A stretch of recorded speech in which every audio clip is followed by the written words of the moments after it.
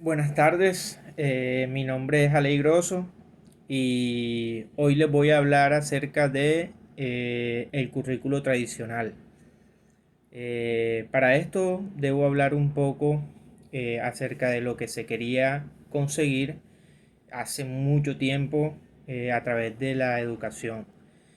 Eh, y es en la Edad Media donde se consideró como principal objetivo de la educación la formación de un hombre sabio, culto, libre y en la cual se estructuró unas artes para tal fin llamadas las artes liberales, en donde encontramos el trivium, está la gramática, la retórica, la dialéctica y por otro lado en el quadrivium la aritmética, la astronomía, la geometría y la música.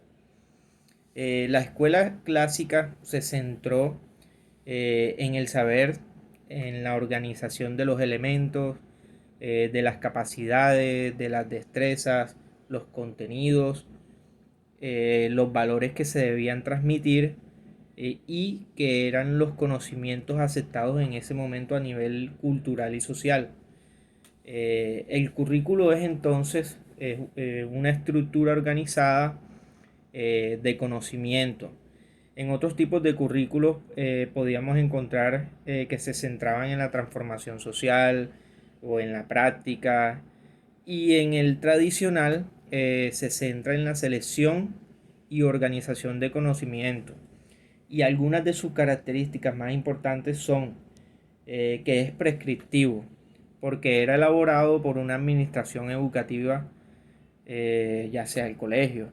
Era disciplinar, porque estaba organizado en áreas de enseñanza. Se decía que era enciclopédico, porque representaba la acumulación de conocimientos.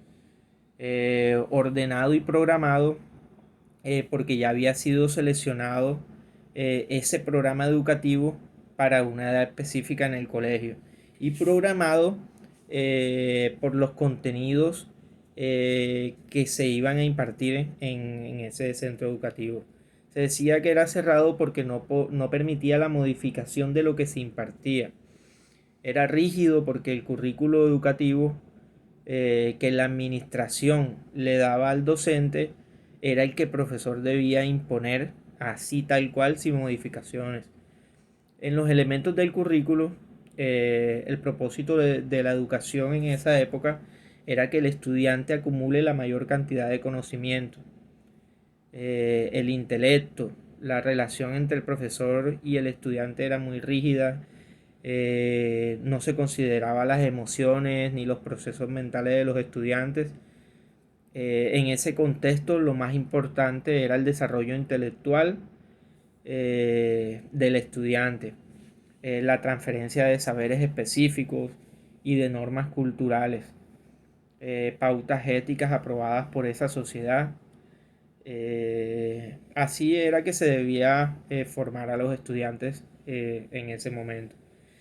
En el currículo tradicional, el contenido es el elemento en el cual se pone mayor énfasis y de acuerdo a ello es que se dinamizan los demás elementos. Otras características son también que son procesos conceptuales y dogmáticos, es decir, se manejan conceptos, hipótesis, teorías, leyes, fórmulas. El estudiante tenía que memorizar, pero no necesariamente comprender. No se consideraba el contexto social ni cultural. En la metodología era rígida. El maestro era el pilar del saber. Se aplicaba la disertación y la dialéctica.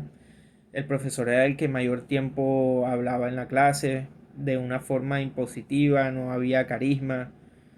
Manejaba lo que eran las exposiciones se hablaba de las exposiciones y la demostración. O sea, no se llegaba a descubrir cómo se daba un resultado a un experimento. Los niños escuchaban al profesor, pero muchas veces no entendían.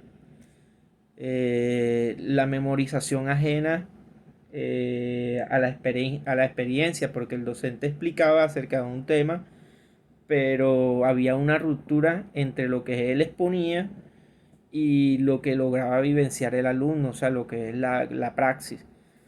La repetición de conceptos expuestos. Él era el que explicaba todos los conocimientos programados en ese momento. En la escuela tradicional se centraba en el aprendizaje individual y no tenían en cuenta que el hombre es un ser social y por tanto aprende y construye su propio conocimiento en la escuela con otros individuos. Esta era totalmente opuesto, se dedicaban a repetir lo que el profesor impartía. Y la evaluación era rígida, podía ser de manera individual, expositiva o a través de instrumentos estrictos. Tiene carácter reproductivo a corto plazo o a largo plazo, ya sea por medios orales o exámenes. Y la evaluación era una forma de valorar el nivel de contenidos. Eh, yo creo que la reflexión más grande que podemos tener de los, las personas que nos estamos preparando para ser docentes es que obviamente se pueden manejar las bases de todas las teorías, pero hay que tomar de cada una las cosas más positivas para poder ejercerlas, porque por ejemplo en la escuela tradicional eh, el profesor era el que prácticamente abordaba toda la clase y los alumnos no tenían derecho de pronto a expresar sus sentimientos. Eh, lo que se vio mucho en la escuela tradicional o en el currículo tradicional es que las escuelas eran religiosas. Entonces, si había de pronto algún niño que su familia pertenecía a otra religión o quizás sus padres eran ateos o se guiaban más por teorías científicas, no lo dejaban prácticamente opinar ni que ellos tomaran sus propias decisiones a través de lo que le impartía la cultura, ¿verdad? Entonces, esa es como la reflexión eh, que puedo dejar, que tomar de cada tipo de pedagogía lo más importante y lo que realmente conlleve a la preparación y a la formación de los individuos, no solo a nivel intelectual, sino a nivel social, a nivel físico, todo lo que tiene que ver con la cultura. Bueno, muchas gracias.